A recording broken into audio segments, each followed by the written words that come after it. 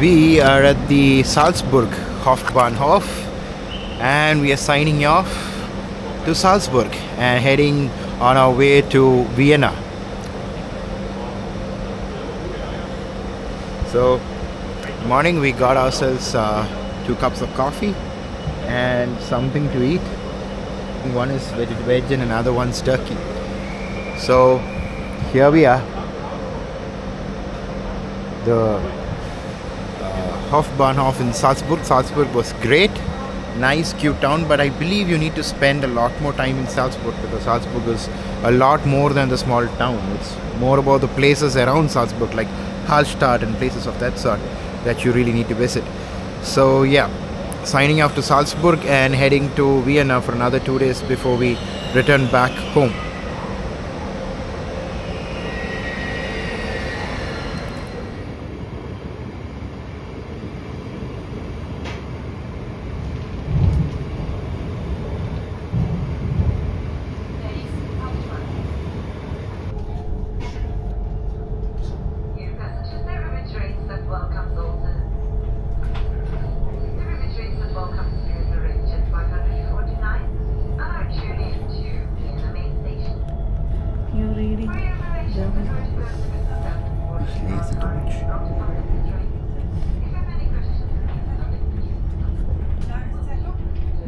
Okay.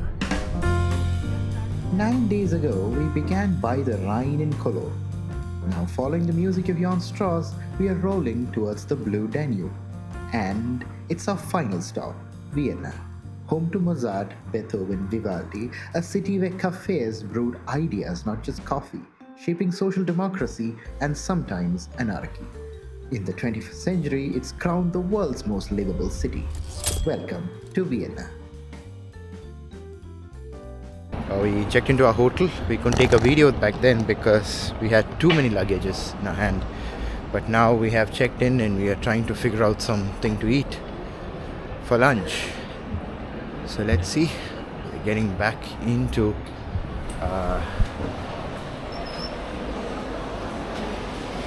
the Hofbahnhof. Yes, the Thai Connoisseur.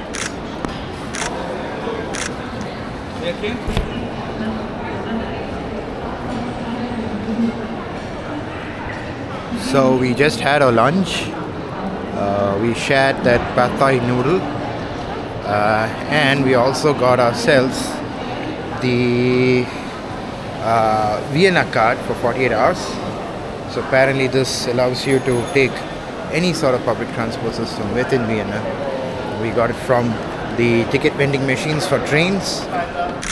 This is where we are put up, the Ibis, right opposite to the Hofbahnhof. So, if you are staying at a budget, this is a great place to be. It's right opposite the Hofbahnhof, so you don't really miss it by any means.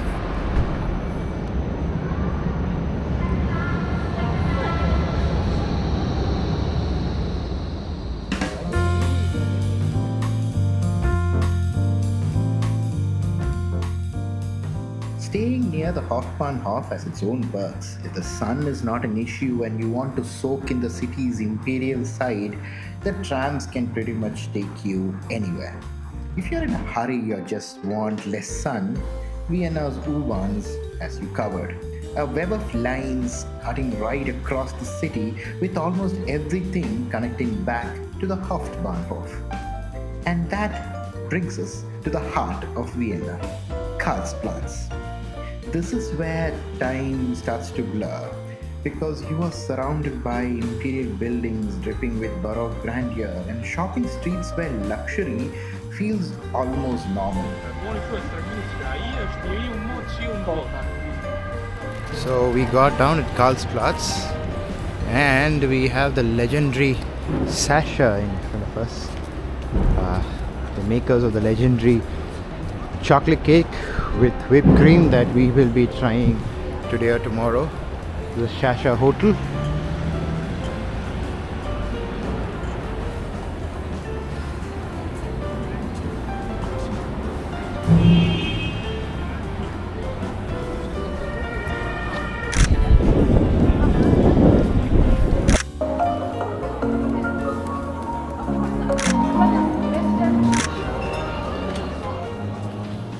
Walking down the Kärntner Straße, past the luxury stores and constant buzz, you're very much in modern Vienna. And then, almost out of nowhere, the street opens up to the St. Stephen's Cathedral. Standing here since the Middle Ages, it's city's most iconic landmark.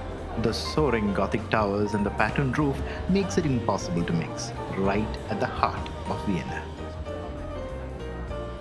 Now we're walking down the Kohlmarkt, Vienna's most polished street, lined with Cartier, Breitling, Rolexes, you name it. Makes it quite difficult to believe this used to be a cabbage market, because Kohl in German literally means cabbage. This market from the Middle Ages coexisted for quite a while with the imperials of Habsburgs of the Hofburg Palace, and as the Habsburgs gained power and importance, nobility took over, and so did the streets, which climbed the social ladder. And that leads us to the Michaelerplatz, the old Vienna's front door. Once a Roman camp and then entrance to the Hofburg Palace, here's where you truly feel powerful. Romans below, Habsburgs ahead, and a modern city life circling all around it.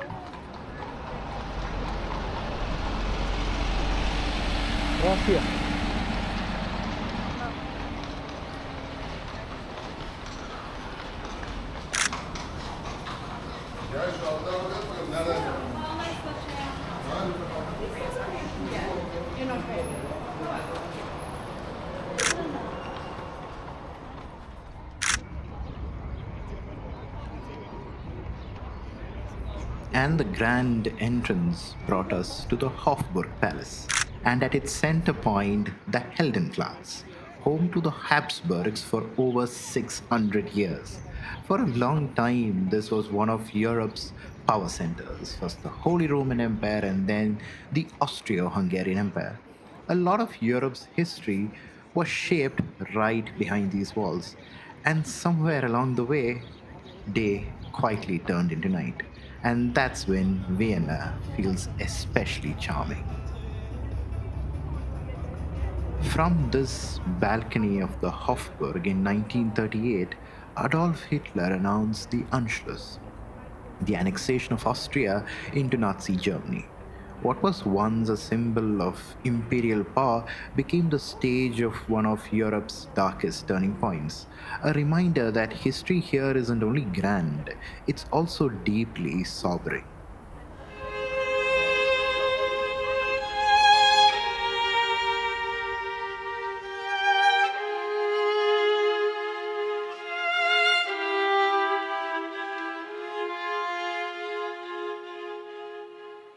In Vienna, history is also desert, and so Café Sacher is our next stop. For coffee, we ordered the Melange, Vienna softer take on a cappuccino, less espresso, lighter milk, and a little cream on top.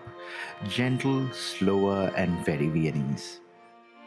Then there's the Einspänner. The name literally comes from a single horse carriage. It's a strong espresso topped with a generous layer of whipped cream, so thick it once stopped the coffee from spilling on a horse cart. Think Irish coffee's cousin minus the whiskey with a way more cream. And of course, the star, the original Sacher Torte. It goes back to 1832 when a young apprentice, Franz Joseph, created a chocolate cake with apricot jam for royalty and accidentally made dessert history. We also had a warm Apfelstrudel, Austria's national classic. Paper thin, hand stretched dough wrapped around spiced apples, simple and perfect.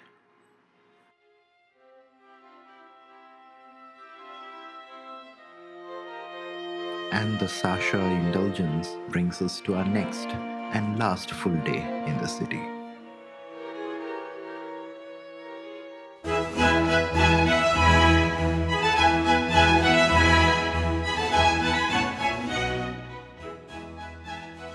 And our morning started at the Votivkirche, a bright neo-Gothic landmark.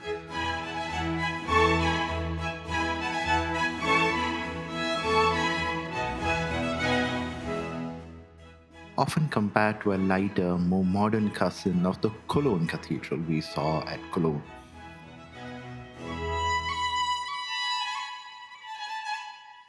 It was built in the 19th century as a thank you after Emperor Franz Joseph survived an assassination attempt.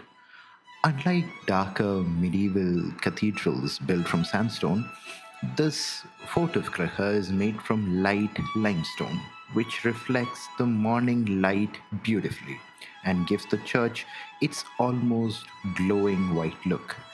Quiet, calm, and full of light, it was a perfect way to start the day.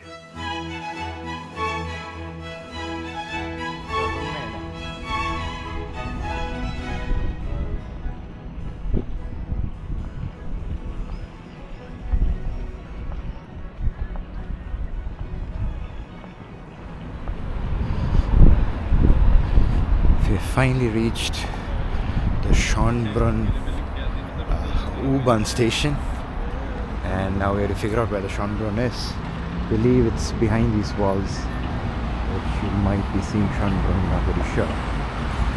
So, figure it out.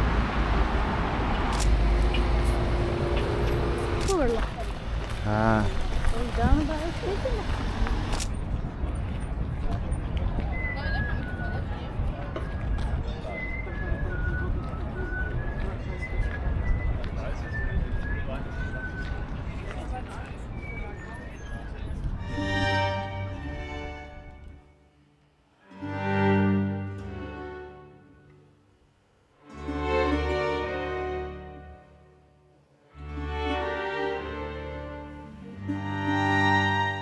This is Schönbrunn, the Habsburgs' summer escape.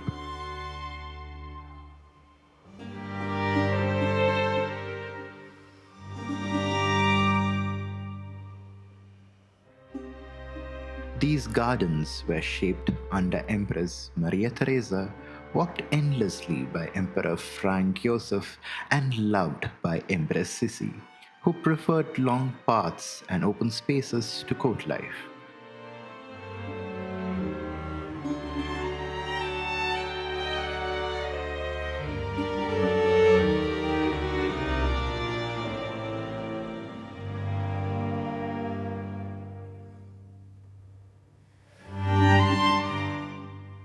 All this calm existed just before everything changed. After World War I, the empire faded. The Schönbrunn became a public space instead of a private one.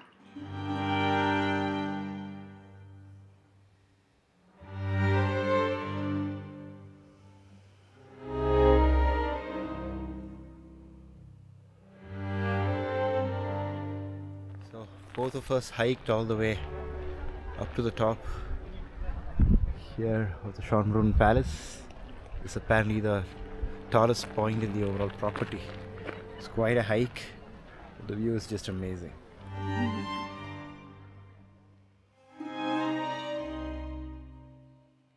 Schönbrunn shows what imperial power looked like when it slowed down and what remained after it was gone.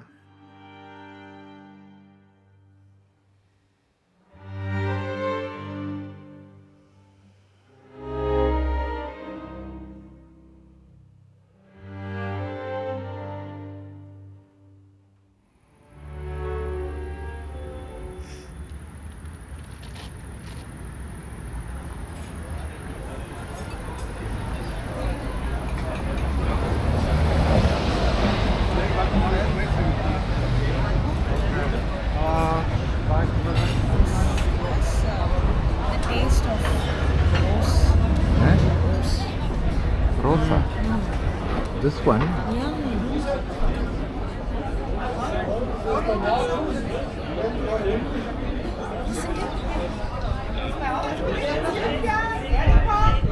Some flower. Very good.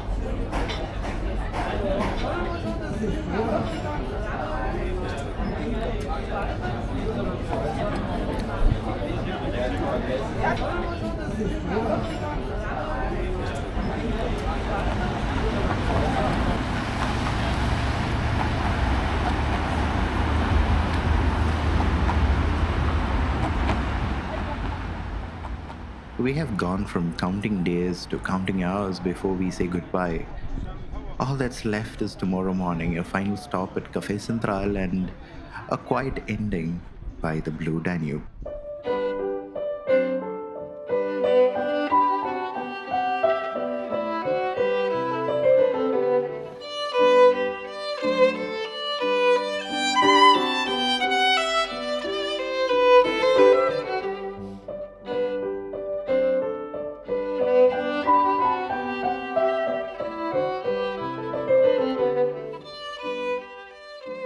Morning at Café Central. This cafe pulled together some of the most intense minds of the 20th century. Freud, Trotsky, Lenin, Stalin, Hitler, writers like Stefan Zweig, poets like Peter Altenberg, and architects like Adolf Loos, all passed through these rooms at different moments in time.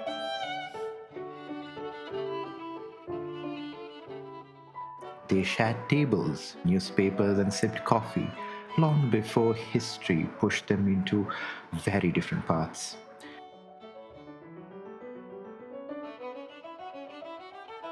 We kept our order familiar: a Melange and an Einspänner for coffee.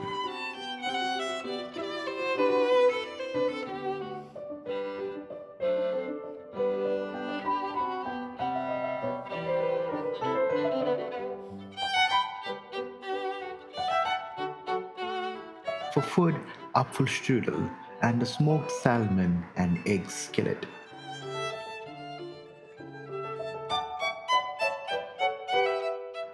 Even with similar choices of Café Sacher, this place and food felt different. It's more character than being Sacher opulent.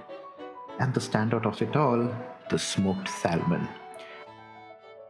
Smoked baked, perfect. Should eat with the bread and the egg, salmon, the bread. Good combination. If you're doing breakfast in Vienna, this one's a must.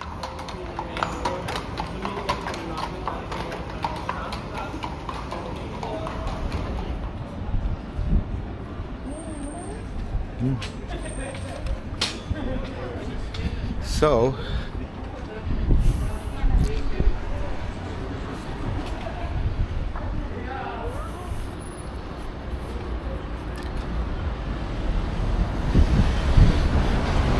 as you guys may know by now, as a holiday was called the Rhine to Danube, and it should have started from Rhine, which we did, and it should end in the river of Danube. And how can we do justice if we're not visiting the river Danube before we end this trip?